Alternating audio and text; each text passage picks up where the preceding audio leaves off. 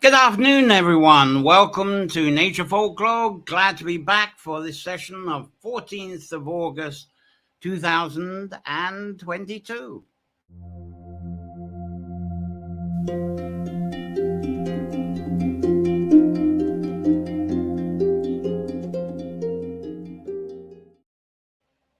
Well, hello again, and thank you for joining me yet again for our weekly time of exploring nature center folklore, connecting this within your favorite sanctuary space and expressing your inspired visions from your sanctuary through your poetry, writing, arts, craft, performance, and even problem solving.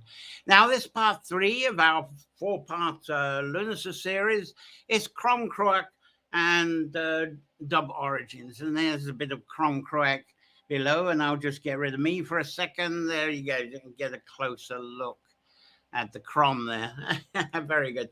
Next on I'll continue the Crom Cruach.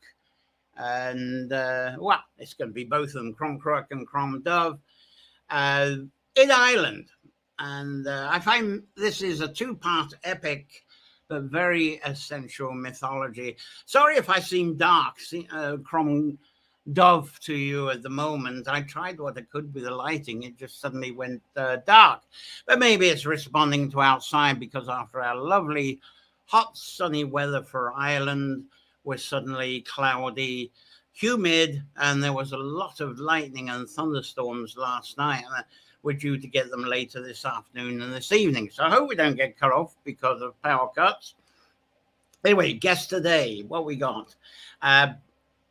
B. Smith, who's got a Crom poem. It's actually an encore from last year. There's a couple of poems, so we've got those from B coming up. That's the guest we got today. And I'd like to actually dedicate, this was the last thought, I just got his pictures up. I'd like to dedicate this episode today to Harris Moore, the late Harris Moore, unfortunately, the founder and curator of the Celtic and Prehistoric Museum inventory down in Kerry. And there's a couple of pictures of him here. There we go. That's one of them. I'm not sure where that is. Doesn't look very inventory-ish, but there we go. And that's him inside the museum. And I say dedicated to him because Harris, though he might be better known as the founder of his museum and also a prolific museum, he spent many years surviving as a busker. He was a very passionate archaeologist, and one of his main passions, and he kept this fairly quiet, was that his family origins. So he was, I think, born in Brooklyn. Maybe wrong there. But anyway, his family origins are actually from Ukraine. And he actually shut up the Celtic and Prehistoric Museum for a while he went off touring over the areas that I'm going to be talking about today. Right down from the Balkans up to the Baltic, and following a lot of what I'm presenting. And actually a lot of his Celtic and Prehistoric Museum, it wasn't Ireland stuff, but it was all this other stuff from the Balkans to the Baltic, the Eastern European, and how it traveled over. And because Harris himself actually lived in Denmark for quite a while before he came over to set up his museum. And there was a lot of inspiration from the Danes and also from the Polish people.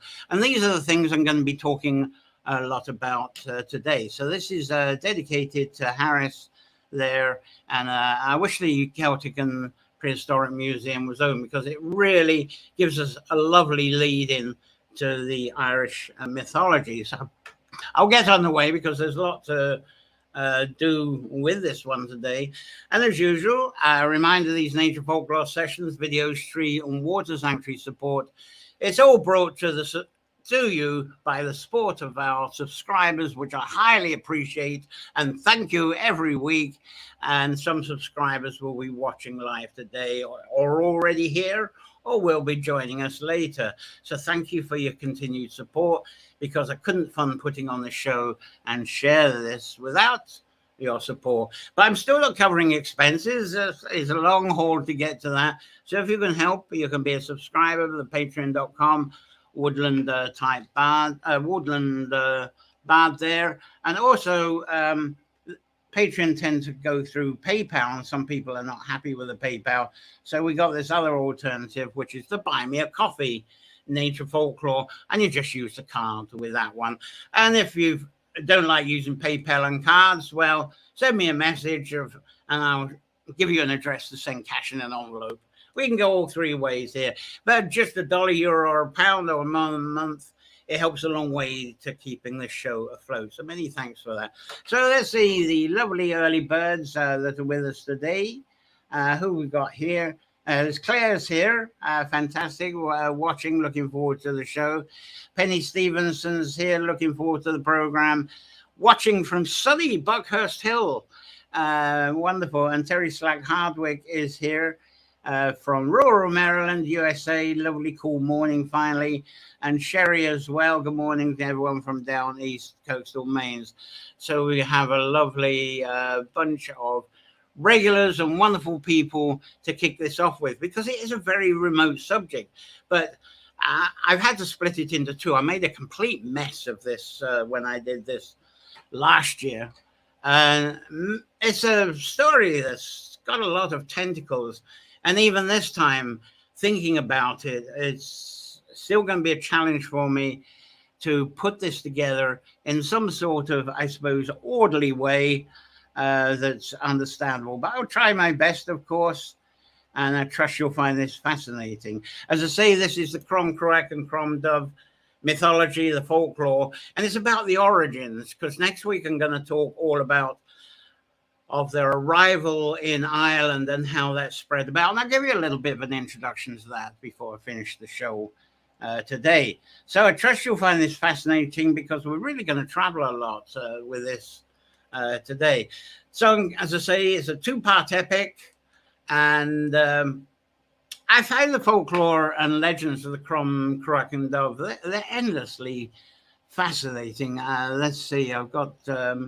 there we go. You might be familiar with this character. That's the Janus figure that's on Boer Island. It's in a cemetery on Boer Island. And some people say that the two faces side by side, they are actually depicting Crom Cruach Crom Dubh. It makes sense to me, because it was very much in an area that the folklore was very active, even a cult for a while. So, but really, this fascination is not just an island story, but how this folklore has evolved from deep, very deep ancient mythologies of Mesopotamia, Babylonia, Persia, Turkey, and even this is a bit, this is a bit of tradition going on in what was Persia, Iran there, the flower cutting, which happens at this time of year. And we're talking about various lands and cultures that going to emphasize between the Balkans, just off of the Mediterranean there, and the Baltic up there in the north, and also the culture that moved west through the Germanic lands and over into the lands that are now England, Wales, Scotland, Isle of Man, and Ireland today. So the background story of the Croms is far from being an island story. Maybe the Crom Cruach Crom Dubh names are actually exclusive to Ireland. I haven't really come across those names being used in other countries, but the same folklore I've seen applied to other entities, and you may well be familiar with this yourself. Now, before this island was ever recognized or even considered as being a nation of Ireland, for thousands of years, this island was an island of tribes. And it's very difficult to find tribes photographs, because one thing about Harris Moore is interesting. As you go through from his prehistoric, he had a skull of a mammoth. It started off with that. And it went through the Stone Age, Old Stone Age, New Stone Age, Copper Age, and Bronze Age. And then there was a transition from the Bronze Age to the Iron Age. Now, the one thing you would notice is towards the end of the Bronze Age, all the implements before in his collection, it's all about farming, a little bit about navigation, a little bit about sky observation, but there were no weapons. But it was getting towards the end of the Bronze Age that it was kind of weapons were coming into it. So there was territorial spats going on. Then by the time you got to the Iron Age, there was hardly any agricultural tools. It was all weapons. So trying to find a picture of tribes, early tribes in Ireland, you can't find one where it isn't a bunch of people. It's as if they were just fighting the whole time. Any of the artist's impressions show them painted up and fighting. So anyway, that was my picture to illustrate tribes. Anyway, the concept of the joint agreement of amongst the tribes to name this one island with one name was far from ever being considered. That was thousands of years away. And ancient stories do tell of the Hill of Tara, Hill of Ushnick in Mead, and both of them being seats of high kings in command. But I bet a lot of the tribes in what is now Donegal and Kerry probably didn't have a clue where Tara was. What the hell is Tara? And I suspect that the high king in Tara thought, oh, he was the king of the whole of the island. And the Kerry people, if they were informed about him, would say, king who? And after all, I mean, Kerry as well. I mean, actually, this is right by Harris Moore's home, where the remains are. So Dingle Kerry at one point was the home of Daridon, who claimed to be the king of the world. But really, nobody had heard of Daridon beyond Dingle, and certainly not beyond what's now Tralee. But yeah, he rated himself as king of the world. So what seems to be quite collectively connected on this island were sky observations. The tribes, I believe, were into some kind of sky observations. After all, we've not long had, a couple of days ago, we had the full moon. Of course, the whole world could see the full moon, couldn't it? And they could see what happens. And even the whole world could do observations and mark something down about the time of that full moon. So there's a collectiveness going on there. So sky observations by some people of the tribe, people today, we might describe those as druids, shamans, or priests. These people that would take charge of observations were essential for the people who'd settled onto the land. And they were living, they were living the wheel of the year, the solar year. They were living an existence from that, rather than being nomadic and just surviving on what nature provided, like all other animal species do. Of course, we have to be different. We were the ones that settled down. But today, we enjoy a revival of reverence of what we now call the Celtic wheel, which you'll be familiar with in its various forms. There's one there, the 8 points. Unfortunately, a lot of these Celtic wheels, they start off, they split everything up to the first of the month. So Lughnasadh's 1st of August, and Beldner is 1st of May, which is absolutely ludicrous because that's all aligned to a fairly modern Gregorian calendar. Anyway, that Celtic wheel, it evolved into times of settled farming. So I'm sure as I'm blabbing on there that you can hear me and see me. I didn't have a sound or official check because I'd only just got things ready seconds before it came on. So I hope we're not getting cut off and all that nonsense that happened 2 weeks ago. Anyway, I'll continue. The Celtic wheel evolved during the times of settled farming and may actually be the reason for settled farming happening. I will attempt to explain more about that soon. And this is going to be very fascinating for you stone circle lovers. Now, this epic mythology that became the culture of Crom Cruach and Crom Dubh that I'm about to share a bit today, but in full next Sunday, seems to be far less known than perhaps the basics that people know about Emilk, Beldner, Lughnasadh, and so on. Now, with this mythology, the Crom Cruach and Crom Dubh, I'm going to focus on the mere 13 weeks between the Beldner and Lughnasadh, because at Beldner, the cereal seeds, especially barley, that's when they're traditionally sown. And during the midsummer solstice, that's when the ripening, everything's shot up and the ripening starts to commence. And then at Lughnasadh, we have the first harvest that commences.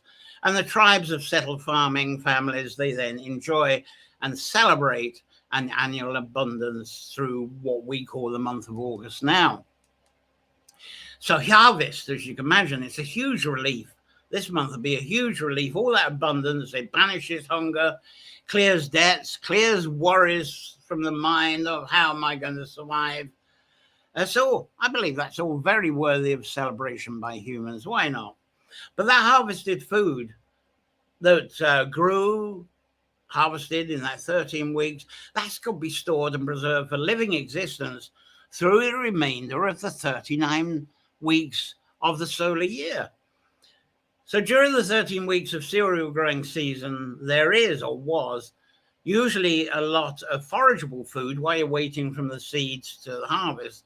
The forageable food becomes abundant. We're all familiar with the early nettles and the yarrow, that type of thing, and various things we can forage from the land that's new and fresh and not too bitter with chlorophyll.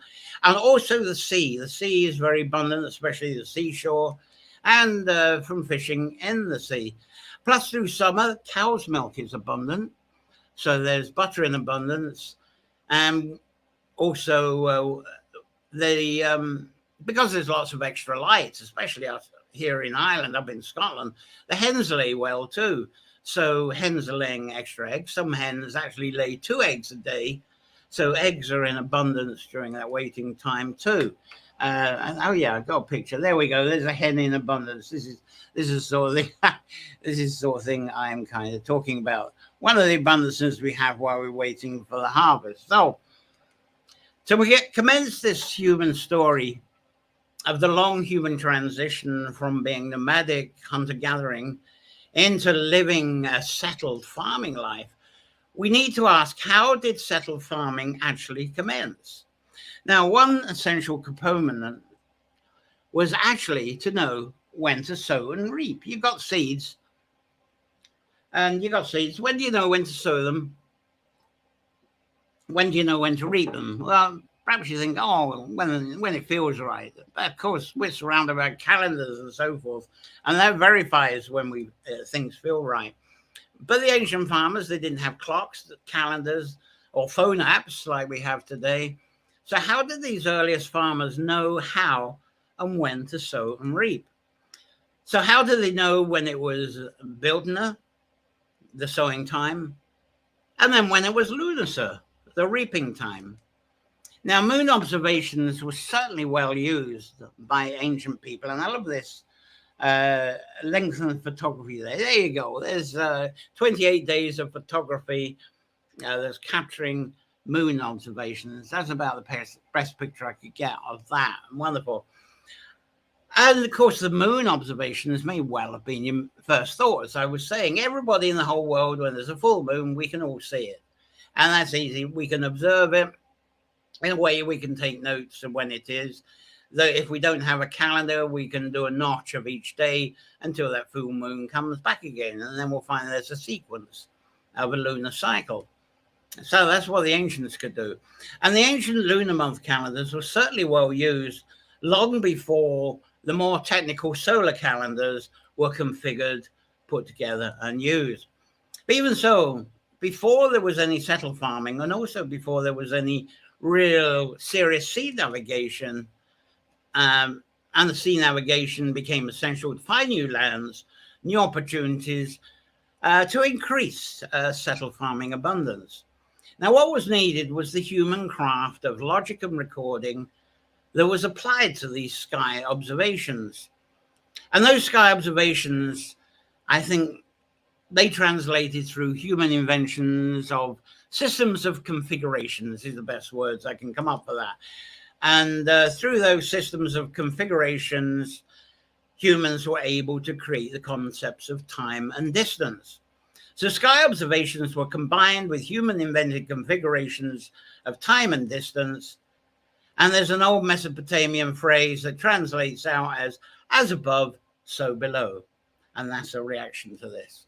Now, the organic development of the crafts and sciences of geometry and mathematics, that would have happened from the ancient process and progress of their observations turning into configurations, then developing geometry and mathematics. So this could develop in what we could call star charting today. And this is a very ancient star chart. This actually comes from Serbia, I believe. Similar has been found in Turkey, and that's it's done on wood. But these, when these observations were scribed, they couldn't be put onto parchment or paper. That's very unlikely. But onto stone, yes. Now, that happened in ancient cairns. You can't get into the Loch Cruach cairns anymore, but in Loch Cruach cairns, you can actually see this. And here's, and this looks like lunar recording. Not that one, this one. Lunar recording there. That's one that's inside one of the cairns, and there's another example there. So I think in ancient times they were able to do that. And this, you're talking about 5,500 years ago when these observations are being carved out inside the Loch Cruach cairns. Now, but how could these observations be done with accuracy for that type of recording and for scribing, even when carved onto the stones like those Lughnasadh ones? Now, to me, this is why circles of stones were erected and the stone positions adjusted to observe and record alignments. Just checking something here. Right. Yeah, comments. Let's see. I'll take a little break for comments since people come aboard here. And Terry said, didn't know about that. Yeah, you have to keep hens in Scotland to realize that. That's where I learned that one. It was amazing with the family. We just had eggs in summer because we had warrens were our hens because they were friendly with the children. But in summer, it was amazing. The great piles of eggs. We had so many eggs. The lovely thing was we could go down to the pier. There was a smoker nearby, and some of the that smoker would buy up an entire trawler, and they didn't have to go to Oban. They could drop the fish off in the island. So we used to rush down with the eggs and barter some of the eggs for some of the fish, and the fishermen absolutely loved something new, something different. And then, of course, in winter, damn hens would only lay every couple of days, so not so abundant. But then we had the food storage then, so it wasn't so bad. Cliff Carr's here.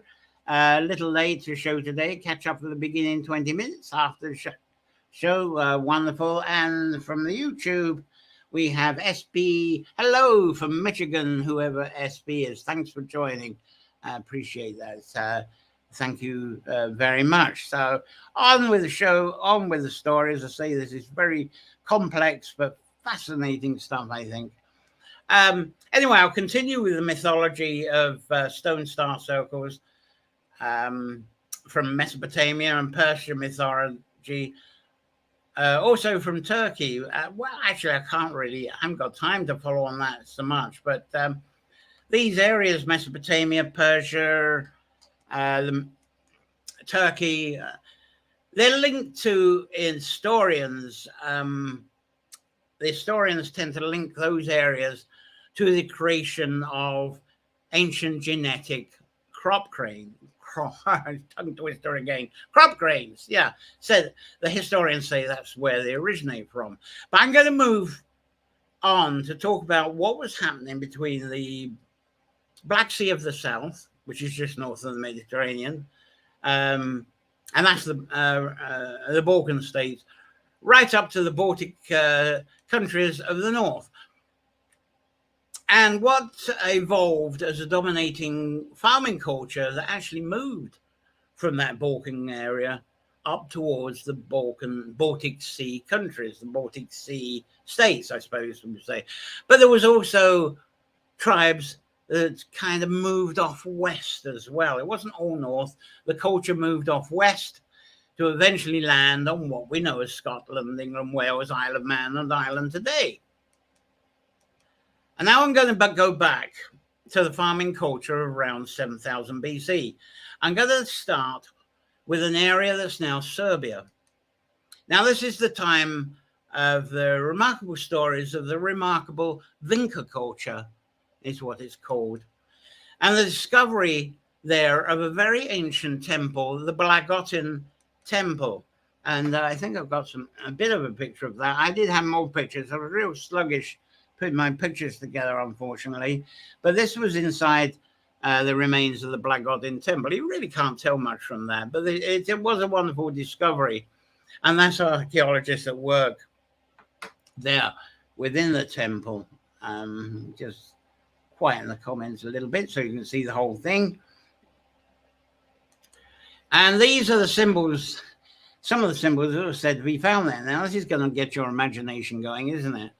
But archaeologists also believe these symbols. Now, you probably got the immediate interpretation, but the archaeologists reckon that these possibly represented ploughing, but more likely connected to the threshing of the grain harvest rather than plowing. Plowing would have happened before building them. We're talking about Lughnasadh.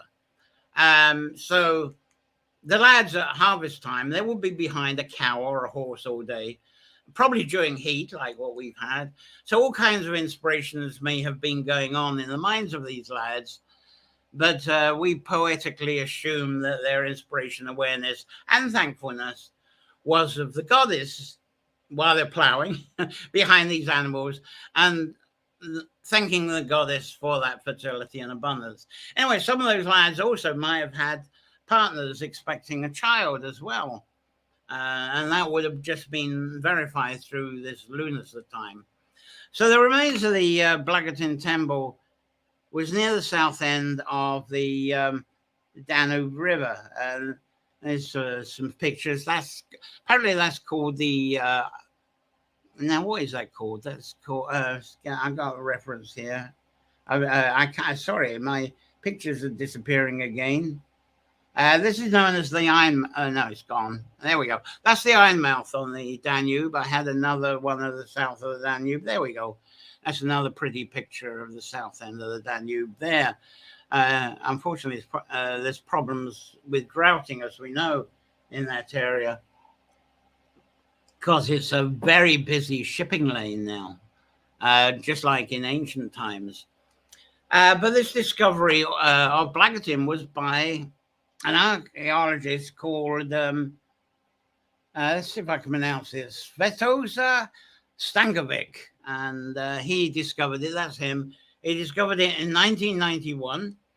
But unfortunately, Stankovic died in 1996. And when he died, what was amazing research going on, it stopped. But the little research that was going on in those 5 years, it was amazing what was unearthed. It gave remarkable insights.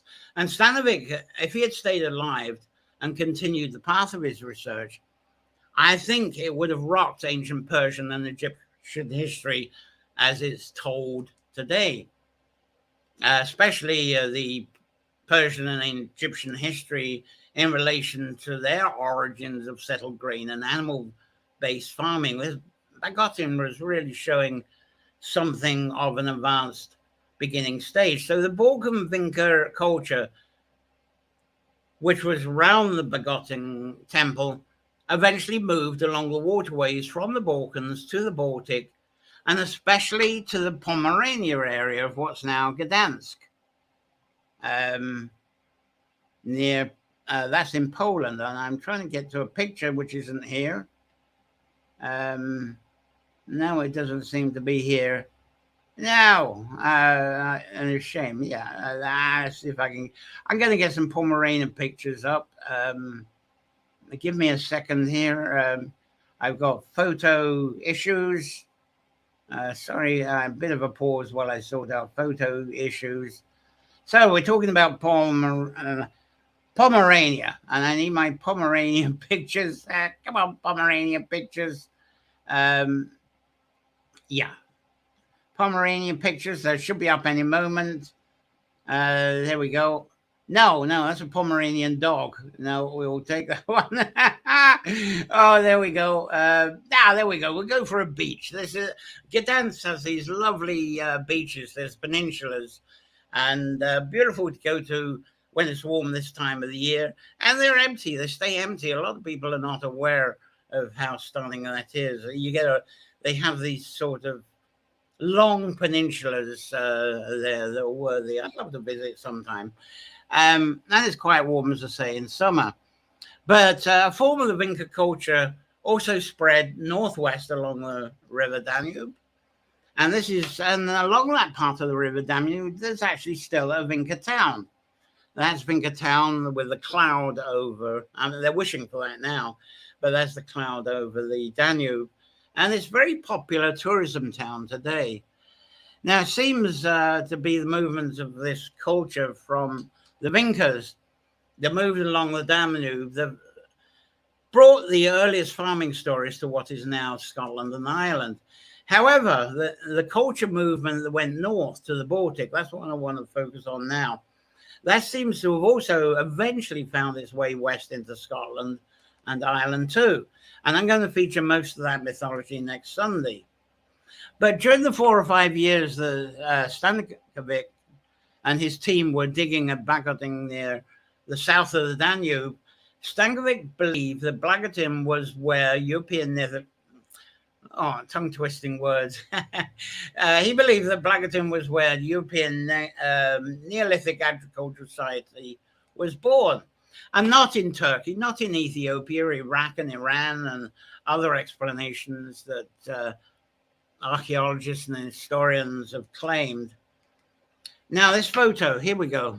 You might be familiar with this. This is a Turkey temple, and that's Göbekli Tepe. And it's the Turks claim it's the oldest grain and farming based temple in the world. They claim it's 12,000 years old, but somehow I doubt it's that old myself. And that is said to have, that temple, I'll bring it up again, I think, because it said that temple was actually built by hunter-gatherers. Because suddenly, the way the historians put it over, is hunter-gatherers one day decided, I think we'll get into some settled agriculture. We'll have an agricultural revolution of plant and cereal cultivation. We're fed up with this hunter-gathering lark. Let's build out of nothing, let's build a stone city to start this revolution for celebrating the start of animal rearing and herding and cultivation. I think that's a bit too clear-cut and simplified. No, I don't believe a word of that. But one thing that has come out of the Turkey studies is that during those ancient times, there was no separation of temple and agriculture. It's an important point I think that's overlooked. It seems that the temple, we think of a temple as being like a church where people go in, they have ritual ceremonies, and they have a sequence of things that they do. They have doctrines to follow, certain clothes to wear, that type of thing. And they even often think of them as somber points. But in the ancient times, no, it was all one. And it seemed the temple was the center point to ensure that everyone was provided for from the harvests and from the distribution of the harvests and resources. Now, it's likely the sharing actually evolved into barter. Initially started off as sharing. Everybody would meet up. There'd be a community gathering of some form, almost like the village picnic. That sharing, you get the entrepreneur types as humans are. That looks as if that evolved into bartering and trade, getting a little bit more organized. And then eventually the trade left the temples and went into the marketplaces. And somehow the temples evolved then into places that became places of reverence and worship. And then eventually religion came along, and with religion came the doctrine. So the two started separating eventually. But perhaps between the use of the market to religion, before there was that complete separation, there definitely would have been a necessity to have buildings and facilities for education. So maybe that was the transition, change of purpose, is trade and barter, moved on to education, then places of worship. And before the settled farming, before the architecture of temples like that, there needed to be education anyway. You couldn't build something like this without some form of education, or at least apprenticeship. And this apprenticeship wouldn't be just in the building of something like that. The apprenticeships and education would be in sky observation, configuration, geometry, and mathematics. Anyway, despite the archaeologist's view of this, again, these Göbekli Tepe. Stankovic, during his all too short research, claimed that Blagotin really is the oldest temple in Europe, and maybe the second or third oldest temple in the world. Maybe they didn't regard Turkey as Europe. Maybe he thought that was another place. Anyway, by using the word temple, again, I'm asking what we actually referring to. And as with that Turkish temple, I question, was this a center for the farming community to swap and trade? A place of study like a university? Or was it actually some place of worship, even to establish a new religion? Now, during that short time of Stankovic's presence at Blagotin in Serbia, archaeologists discovered what they believe is the oldest evidence of complex astronomical and mathematical knowledge that is initially required to determine at least the times of the solstices and the equinoxes. Now, this Blagotin site discovery, it was just before the start of the Yugoslav Civil War in 1991. And the excavations of that site continued until 1995. It was a joint venture between the University of Belgrade in Serbia and the University, strangely enough, of Manitoba in Canada, who funded it. But as I said, unfortunately, Dr. Stankovic, who led the excavation, he died in 1996. And sadly, the whole archaeological site of Blagotin was closed. And it's not been explored anymore since. And during his time, it was claimed only 2.5% of the site got excavated. And sadly, that Blagotin site is not protected by anything. It's not protected by the Serbian government. UNESCO has no interest in it. The goddess figurines I showed you, the threshing lads would have been behind. They were found during the 4 or 5 years of exploration. They've actually been preserved, but they're locked up. They're not in public view. They're locked up in Belgrade University in their vaults.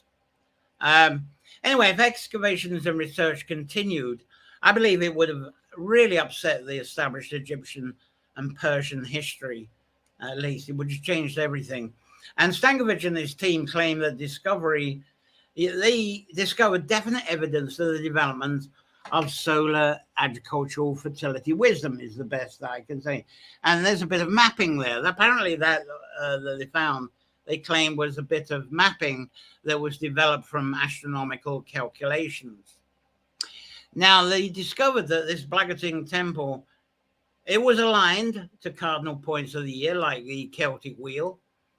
Plus ancient mapping based on these ancient observations and calculations. Various others were discovered on the Blagotin temple site. So it's believed that all of their developed wisdom and knowledge of the skies, the solar calendars they might have created, and probably the aligned stones, all was applied to enable the successful annual sowing, growing, harvesting, and storing of agricultural crops. So you needed all these calculations, and this is actually in the Belgrade University. This came from the excavations, the seeds, tools, that type of thing. But none of that would have been possible if they hadn't done these sky observations and calculations. So all of this ancient science wisdom and annual cultivation and food storage system was all packed together in what we may define as an ancient cult today. And really, I think, using our language, the cult is actually a short term for culture. And culture is something, to me, that's much more rooted, more bonding, and more connecting among the people than religion ever can be.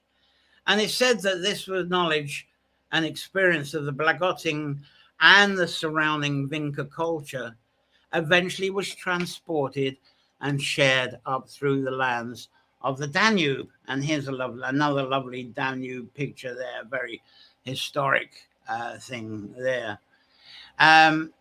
So there we go. It goes up. That's one line. I'm going to come back to the going north to the Baltics very shortly, but I'm going to talk a little bit when I can get rid of this picture. There we go. No, it still won't go. It's stuck. There we go. But as I say, there was that line that went up sort of northwest to west through the lands of the Danube. And that came across to northern England and Scotland and over what's now Ireland. And a lot of that culture, it fits very, you got the clues there. I talked about the Danube. So this story fits in very closely with what is told today about the Tuatha De Danann, especially their links to astronomy, science, and art. And especially, here's an artist's impression to this goddess woman, to Danu, who is linked to the Danube River.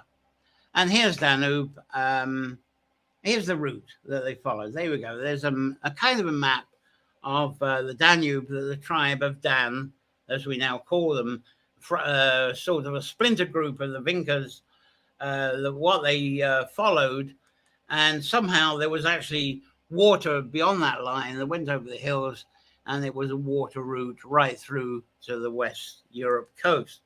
Now, water routes, of course, in ancient times were much preferred than land routes. In fact, land routes barely existed because the land routes, you've got to cut down to create the paths. And the land routes are full of predators as well. The water routes were much easier to use.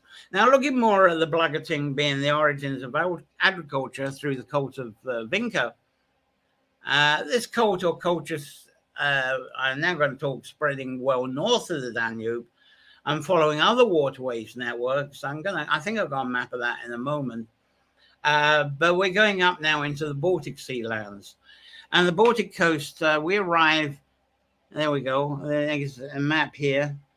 The Vinca culture, so there it goes north, and it's actually got the addition of going from there over to the United Kingdom and Ireland. But this North Baltic area is known as Pomerania.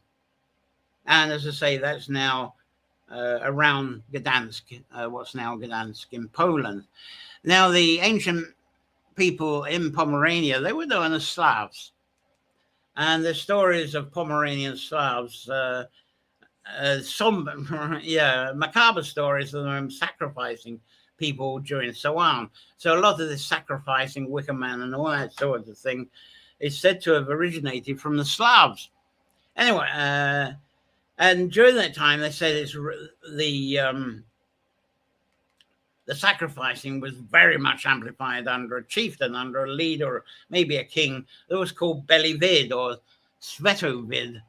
Belivid, I think, is the most common, but either way, it translates as the white, bright, and shining one. And here's a couple of photos. They actually have a statue of Belivid that's outside Gdansk, a very tall statue that won't come up. Let's try and get it again.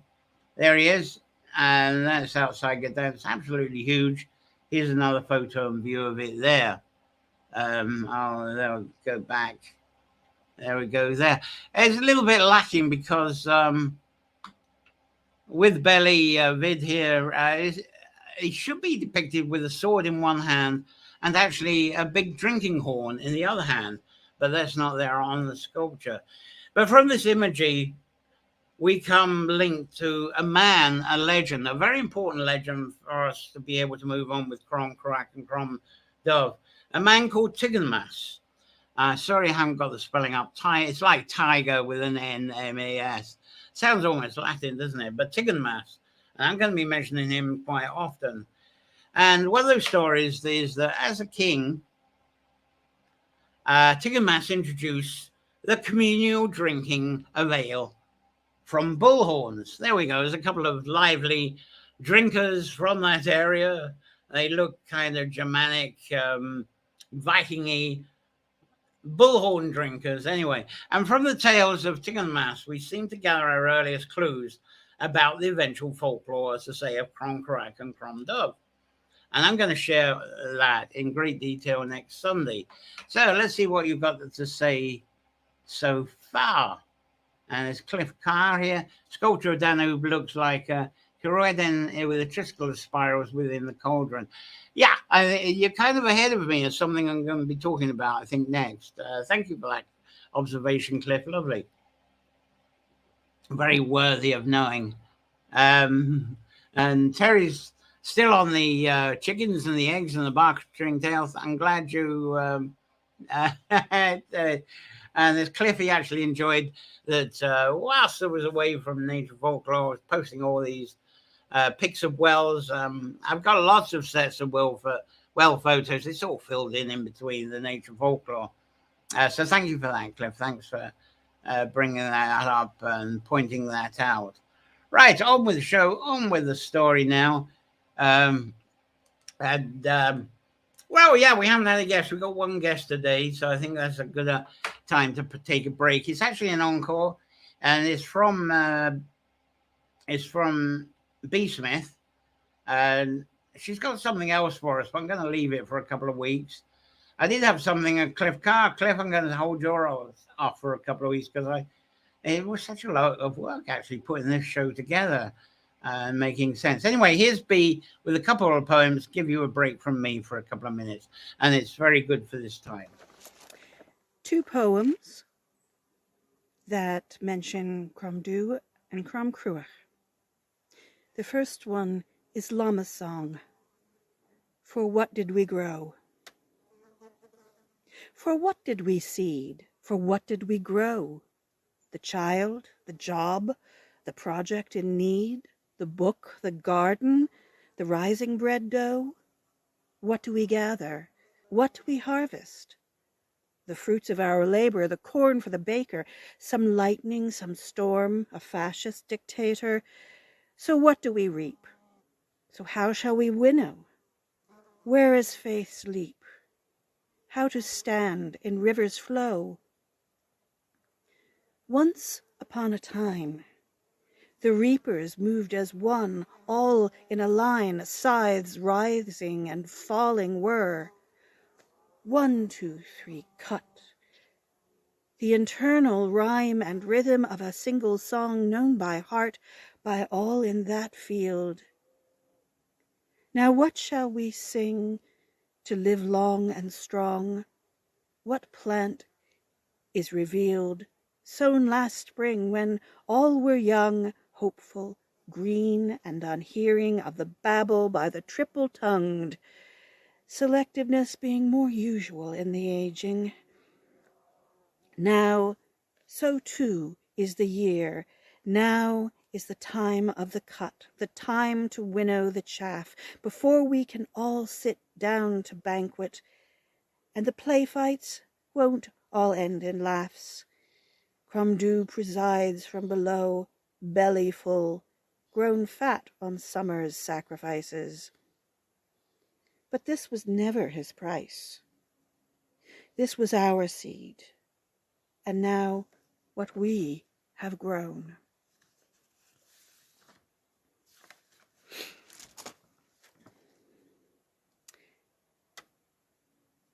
The next poem is called Bilberry Sunday, and I actually wrote it the week before last for John's sessions. So, Bilberry Sunday.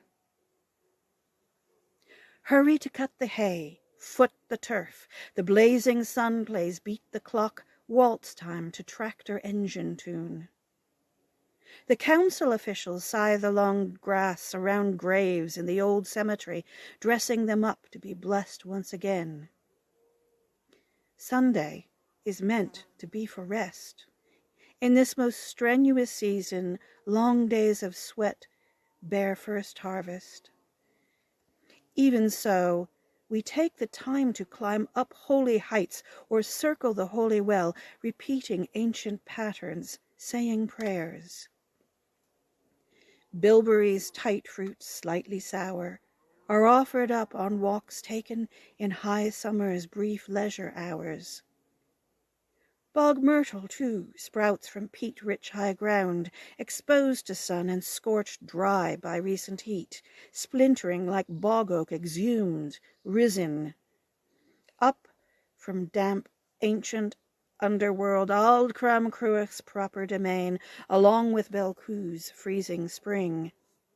The pilgrim's visit, praying the pattern, an elegy, requiem for the dying summer, and all being gathered.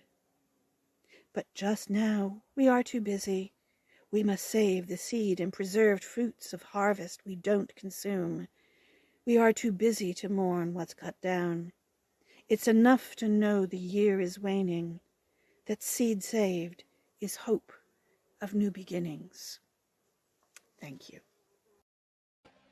Wow, great. It was lovely to get B to share that again. Thank you, Beeve, for that. We'll have more B in a couple of weeks. So I'm going to go back. There's the lads there with the drinking horns, and the drinking horn of Teignmhass is also said to have been an instrument of divination too. I'm not going to go into that one. Probably might bring that up another session. But the divination was important. It was done through that drinking horn during the Slavic seasonal ceremonies throughout the year. And it's similar, the way it was conducted is similar. Probably what we do is a watered down approach when we toast during the observations. We toast drinks during observations at the points of the Celtic wheel today. And I also find the tales of the Slavic mythology of the Horn of Plenty, and this is where I said Cliff, he kind of had a bit. Well, to me, it's similar to the Dagda's Cauldron of Plenty. There he is, which is also a Lughnasadh story that I've not been able to include yet this year.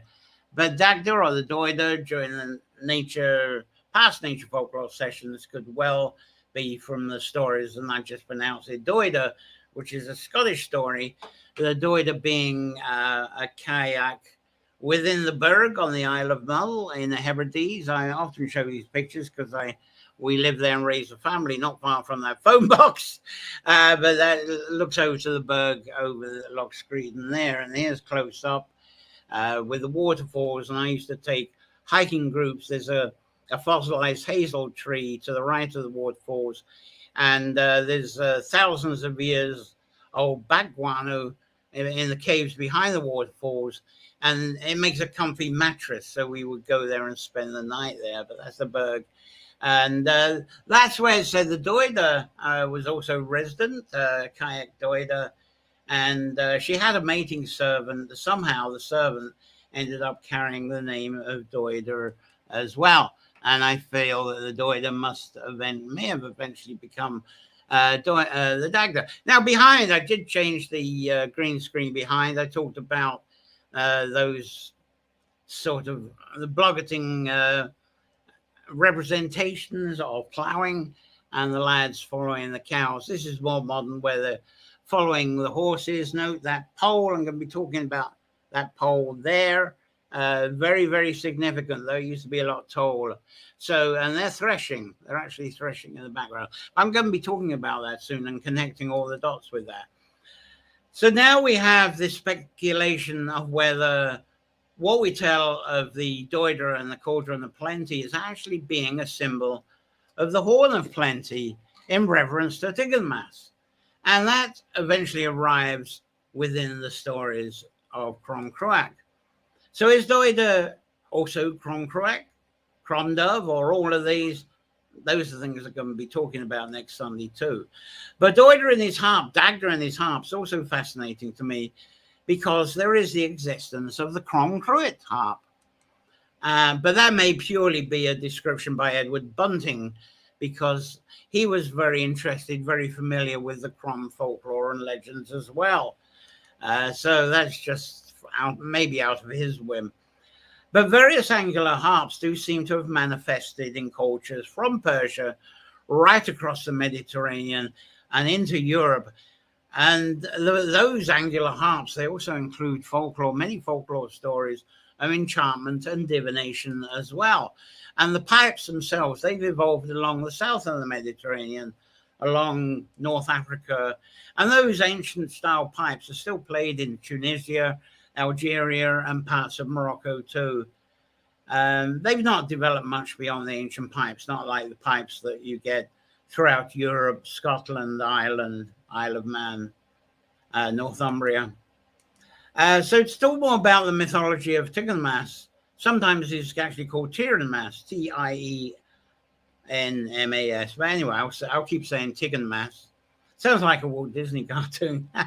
Teignmhass in stories tends to be referred to as being a cult king. But from what I've said earlier, I tend to think of him as a culture king.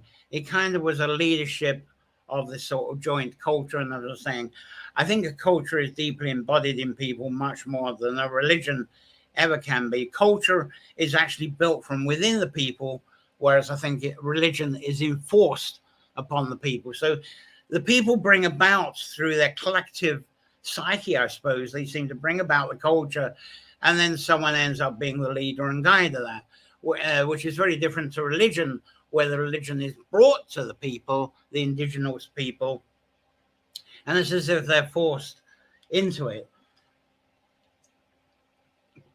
That was a mouthful, wasn't it?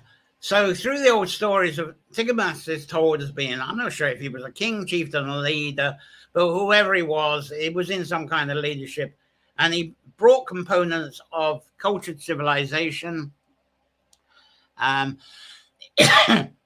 Here's a sort of a map of the Vinca tribe. Sorry, I've really got excuse me, it's embarrassing to get that. Anyway, it seems he brought together sort of elements of the cultured civilization from what originated from the Vinca area of Serbia beside the Danube, and eventually this came over. It came west from Pomeria to what we know of today as Ireland, and this includes cereal farming, smithing of gold, silver, bronze, and also the dyeing of fabrics, and the music, and the making of music and art. Now, at this point, I'm somewhat still confused about the mythology of Tigamas, because in storytelling, he pops up in stories of different times. I've heard him in stories that are supposed to come from 5,000 to 10,000 BC with the origins of agriculture. I've heard him come up in stories 2000 BC about the time of the Bronze Age, and even 500 BC and sooner during the Iron Age time. And I've even heard of him being a Pict in the AD years. So Tigamas is a bit of a mystery. But with all this, despite quite clear scribings in medieval texts, that just adds to confusion over what we may have previously defined. Sorry, something has something's got right down the throat, as if I got a fly has come in. And anyway, try and make sense of that. This biggest mystery of me, and it comes up in the scribing of medieval texts. There's confusion over what these texts, they describe the Book of Invasions and the Medians, the Burbolgs, the Tuatha De Danann, the Fomorians, and then the Milesians. And because of these recent discoveries in Serbia, and similar actually in Ukraine and Poland too, I'm starting to personally speculate that Furbolgs, Tuatha De Danann, and Fomorians were actually from the same or similar cultures that I've been talking about, the Vinca culture, as if they've all come from that. Because it seems they're all blue-eyed blonde people, but they went through the tribes as they separated and fragmented. The joint psyche of the tribes, their culture changed a little bit each direction they went. And because of their different times of arrival on this island of Ireland, it was not surprising if the Nemedians arrived before all these agricultural tribes, and they were actually the people that you hear of in stories that came to Ireland from Africa, largely the hunter-gatherer people who survived by water and also from the sea, fresh water. They lived from fish, seaweed, and near water plants. And if you go along the Sligo coast, there are these ancient shellfish shell middens, waste middens, that are from these people that were probably the Nemedians that lived there, and they lived quite well from the shore. I always feel I can survive better if I'm foraging by the shore than relying on inland. Anyway, these Nemedians were probably forest people as well as being forest sea people. Anyway, the Furbolgs, when they arrived here, they had a culture already established within themselves that was based on a seasonal system of agriculture. And there may have been an interesting merging of those furbolgs with those hunter-gatherer type Nemedians that went on for a while. Now, when the Tuatha De Dananns arrived, it's told that when the leader of the Tuatha De Danann, forget his name, and the furbolg, I've forgotten the names now. Anyway, the leader of the Tuatha De Danann and the furbolg leader, if you're into this, you might be able to post a message what their names are. Anyway, they got together before the first battle of Moitura, which wasn't on Moitura, it was more like equivalent of Galway now. In their meeting, they remarked how their ancestry and their culture was the same, that they reckon they were very much the same people. And there is actually an artist impression of the meeting of those two leaders, which we got here. So if you've got their names, it's just gone right out of my mind. Just post a message and tell me that. So you can remind me anyway. From the, I feel the differences were the furbolgs, they had actually arrived and they'd become much more of a farming race.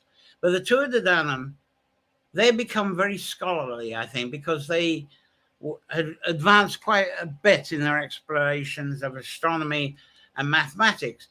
And through paying attention to calibrations and their wisdom from this, the Tuatha De Danann may have actually lost some of their connection to their farming. And I'm finding that's actually happening similar today with what's very popular is permaculture and self-sufficiency. And if you look at these permaculture and self-sufficiency people, they've got all kinds of courses and books and videos on all this stuff that we can get online.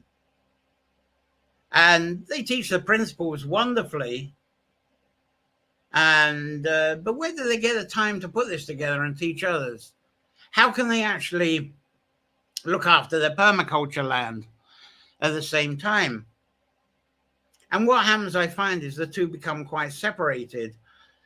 So you're either into the media and creating the educational tools for a wider audience, or you're working the land.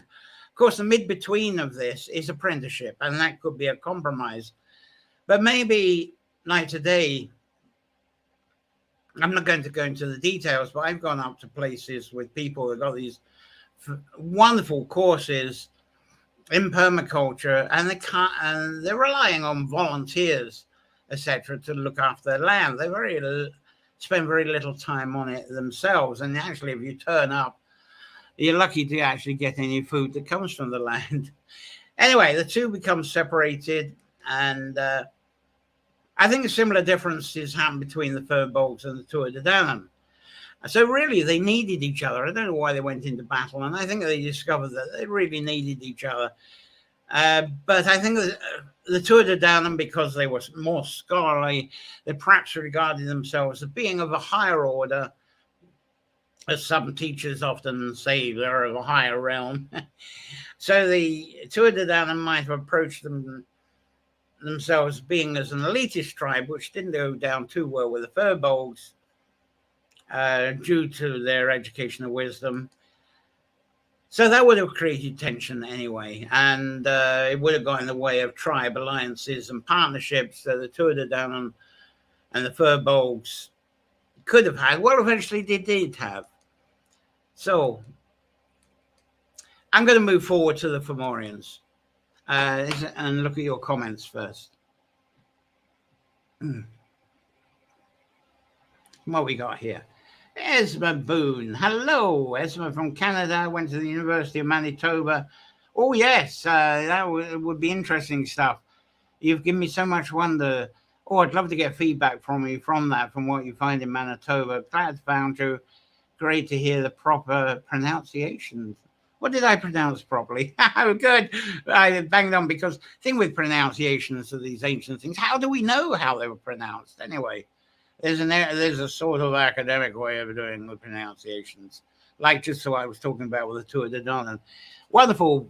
B, always a treat, hard to say which I enjoy more, referring back to the lovely poetry of B and Penny as well, and Cliff as well, and Sherry. Everybody loved that sojourn from B.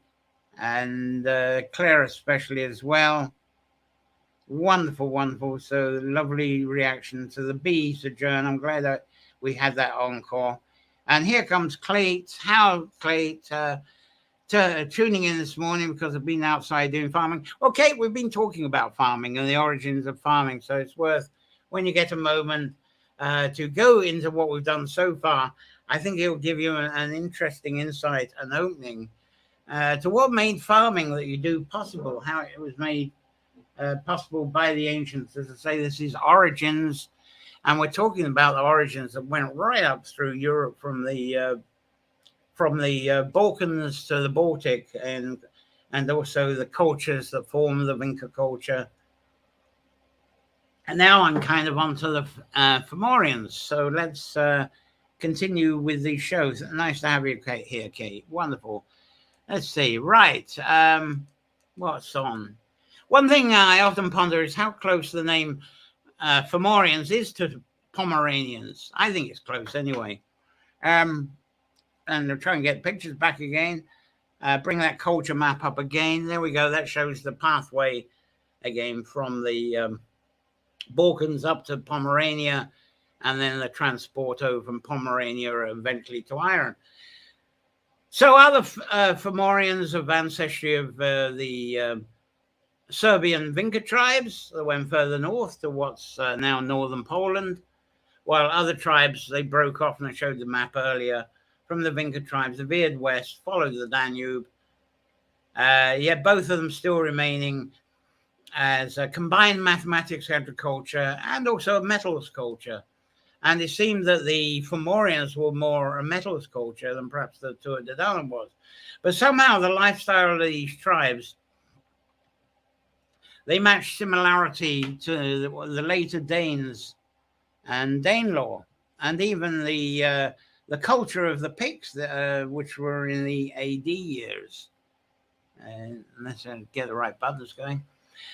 So when all those cultures arrived on this island, it's amazing how the Fomorians also eventually had a close merging with the Tuatha De Danann. So say the Tuatha De Danann culture followed Dan, the Danube, and then the goddess Dan. They arrived before the Fomorians did. Fomorians kind of went up Baltic and then came across. And so there was a union emerging with them when they were all together.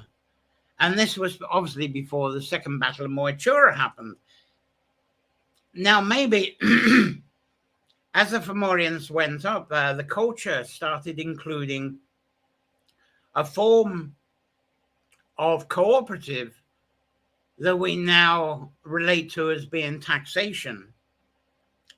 And the Tuatha De Danann weren't familiar with that in their culture. And it's through the enforcement of taxation, and perhaps greed through taxation, that set off the battle with the Tuatha De Danann. Sorry, I'm losing my voice. Sorry about that. I'm not far from the end anyway.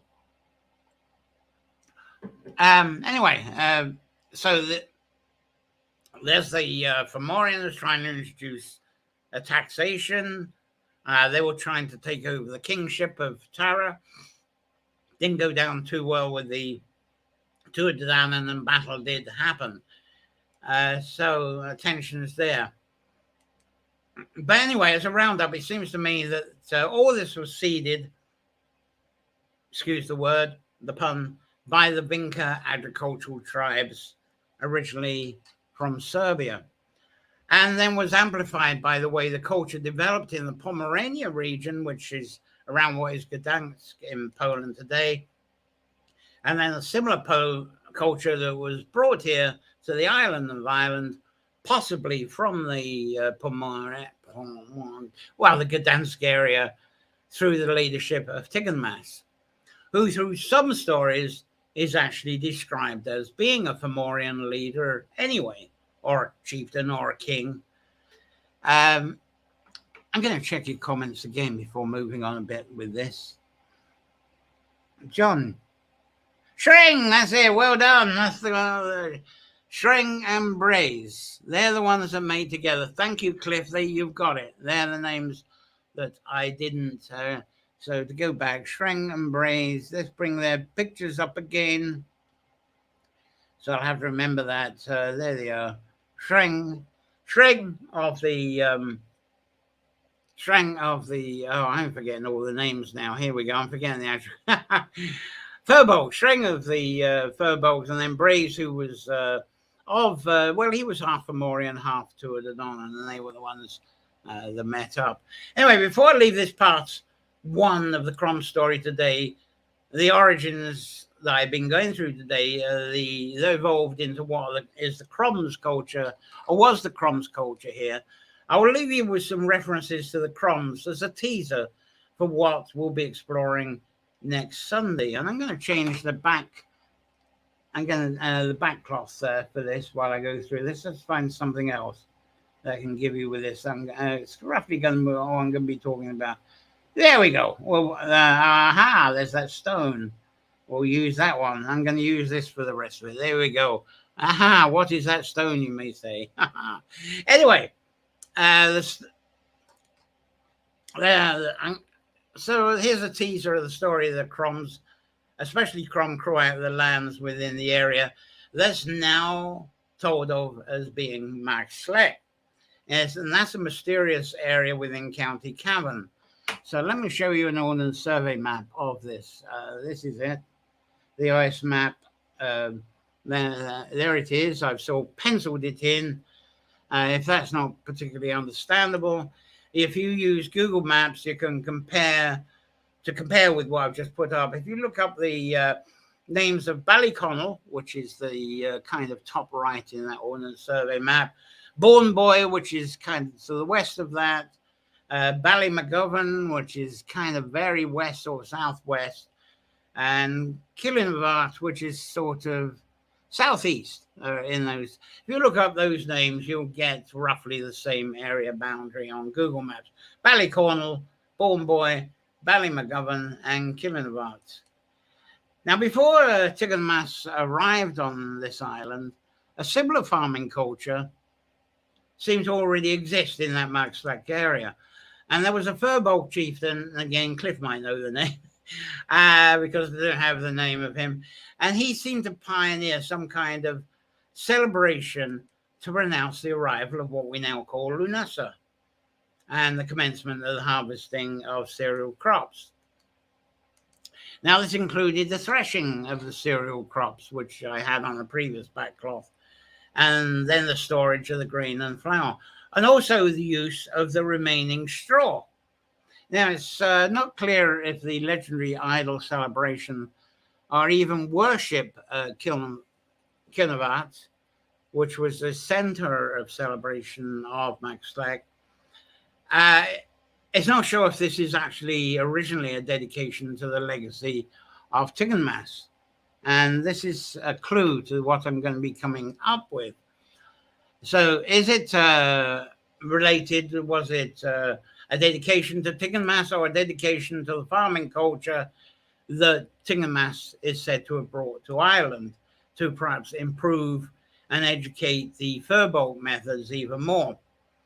Or was that even an eventual dedication and worship to Lu of the Tuatha Dé Danann and not Tiganmas? Now, I've jumped ahead of myself, really, because this idol worship in Mac Slech area seems to have evolved as much as 1,000, maybe 2,000 years, well after Tiganmas actually arrived here. What we do know is that the stories of Crom Cruach and Crom Dubh might have evolved on or from Mac Slech, and both of those stories of the Cruach and Dubh were intertwined. Well, they're certainly intertwined these days. Now, for today's teaser, I'm going to stick to an interpretation of just Crom Cruach for this purpose. And what's told in the story is of the towering statue of Crom Cruach. Now, I'm not clear if this statue was erected just for harvesting, was it erected purposely for the harvesting time and weeks, or was it a permanent feature? Was it a statue that was permanent and then uncovered and simply revered to at the time of harvest? Now, I'm not happy with the stories of Crom Cruach idol statue, a firm fixed statue myself, as I think this cloud um, of change of interpretation has crept in through the Celtic Romance culture.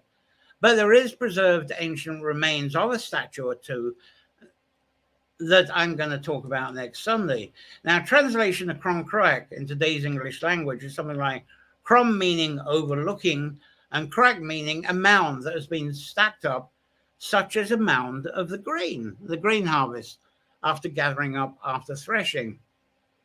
And that threshing and piling up the mound of grain seems to be a tradition that arrived with Tiganmas, and it was related to cutting the first sheaf of grain and mounting it on a pole made from the cut. I've just got an artist's impression of that one, if I've got that one. Oh, here's an impersonator. I love this one. This is a young lad. He's got the first sheaf there and he's wearing it, but I don't think they're going to stick him up on a pole. But that's what will be put on a pole. And I think with some of you, you're starting to think of straw boys, mummers, even corn dollies, that type of thing. That all originated from this. But what we're talking about is an artist's impression. There you go. There's a sheaf on a pole. Notice there's a stone circle on the outside of that. Some people say, is that a reverence to a sun god? You know, do you put the sheaf on the pole as a reverence to a sun god to oversee the gathering and the threshing of the grain? Now, this threshing of grain, as I say, is within a stone circle. Tall pole with a sheaf on it, that's in the center. And the sheaf on the pole, it actually served a practical purpose too. Because to this pole, and I'm coming back to this picture, there we go, threshing. That's horses that are threshing. And I said, take notice of the pole. That's a short pole. That's how it's done today. This is actually from Serbia. And so the once upon a time would have been a long pole, would have had the sheaf. But at the same time, the cattle and now the horses were tethered to it and they go round and round. Notice that stone circle. And the stone circles would have been bigger than that. And the stone circles would have started off as astronomical observers and calculators. So the whole thing thrown together there. So really, the animals and the men, usually men, I haven't seen many women in illustrations, would walk behind as part of the threshing. So my current question is whether the sheaf on a pole tribute was a tradition that was brought in by Tiganmas, or was this a later cult tribute to Tiganmas, who brought in cereal growing and harvesting traditions to Ireland? So was the mythology of Tiganmas elevated to that of sun god? Did Tiganmas become, they kind of worshipped an image of Tiganmas, but did they then become the sun god? And of course, Lewis sometimes translated as a sun god too. And I haven't got these. I've got a Lewis sun god picture, but I've lost it. Anyway, to add to this mystery is reference to the Dishinkas, which are ancient scripts in poetry. They're really of place law, and they were scribed up in the 12th century. And they seem to elevate the deeds of Crom Cruach, especially from being an erection of sheaf onto a pole into actually being a god idol called Crom Cruach. So Crom Cruach, rather than just being a deed and a process, became an idol. Now, some people regard, as I mentioned right at the beginning, as the Janus head on Boer Island, Janus figure, the two heads. That isn't the two-head picture that I wanted to bring up, but he does have two heads, and those two heads being Crom Cruach and Crom Dubh together. Sorry, I got the wrong picture up. I wanted a sideways view, but that's not there. Anyway, this idol described by the Dinshenka script as being is a figure. I'll bring this picture up again. And that looks very silver, but in the Dinshenkas, it said the figure was made from gold, and those 12 little figures around were made with bronze. Now, that's how the poetry of the Dinshenkas. This is 12th century, trying to talk about something of many thousands of years before. So you can see there's a problem there anyway. But the Dishingas said that sacrifices were actually made at this place of the gold idol, and sacrifices were in exchange with Crom Cruach, the gold idol. So it represents the trade and barter that was talking about, that the temples probably started as many thousands of years ago, and somehow that's got all screwed up a bit into a sacrifice tradition. But they've thought, well, if you bring something to the idol, then you're going to get a good harvest the next year. And thank you for the lovely harvest this year, by the way, type of thing. So it's all about sacrificing something to continue the fertility and abundance. Something to trade. So there was always this nagging thing that you're not going to get this abundance without a trade. And it's not only to get an abundance of grain, but also milk, butter, which there's plenty of in the summer, and then to preserve human and tribal survival right through the winter and the following spring. Now I'm going to continue with this epic, conclude with it next Sunday, with all this and a lot more juicy stuff that expands from this, including a fuller review of this Dinchinkas interpretation. I'll also explore this thing behind me, which is the Kilugin stone of Mag Slek. Actually, the real one is the original. It's broken up. It's in the Museum of Cavan there, and there's other fragments there of it. But this is the copy of the roadside, which I don't have the full. So I'll take that away. I was going to have a picture where I disappear, and there you have it. But I'll go from side to side. Anyway, I'm going to bring that up next week, and we'll have a look at that more. And then, of course, we've got to bring in the deeds of Crom Cruach when St. Patrick arrived. And there's a hell of a lot of stories around that one. There's a lot of the Me and My Crozier stories of St. Patrick. And then I'm going to bring in, and you'll love this, I'm going to bring in, are you familiar with that place? I'm going to bring in the island's biggest stone circle in County Limerick. And there's some Crom Dubh imagery in there, Crom Dubh imagery. Going to bring that up. And also, surprisingly, or maybe not surprising, I'm going to show you some links with this massive stone circle of Grange B, and how it's linked up with more similar places in Serbia, which are much older. And this is a smaller but appropriate Serbian circle that is very much linked up. And the link up is not just similarity, but in names. I'm going to show you some names that's actually used in the, if I can bring it up, in the Grange circle. It won't let me bring it up again. There we go. There's some names associated with this Grange circle that actually links up with the Serbian. That's just an example in Serbia. There's loads of those circles there. And I'm going to be presenting a theory that Crom Dubh may be feminine, despite being shown to have horn imagery. And then how Taurus the bull fits into this whole story. And perhaps a reformed and more purposeful reverence of the 8 points of the Celtic wheel.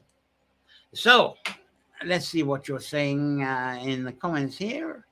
And Penny Stevenson, when Stonehenge exhibition, fascinated by the Nebra sky disk. I wonder how its creation might link to the tribal migrations talking about. I haven't been to that exhibition. I wish I had, because there are bound to be lots of links in that exhibition with what I've been talking about today.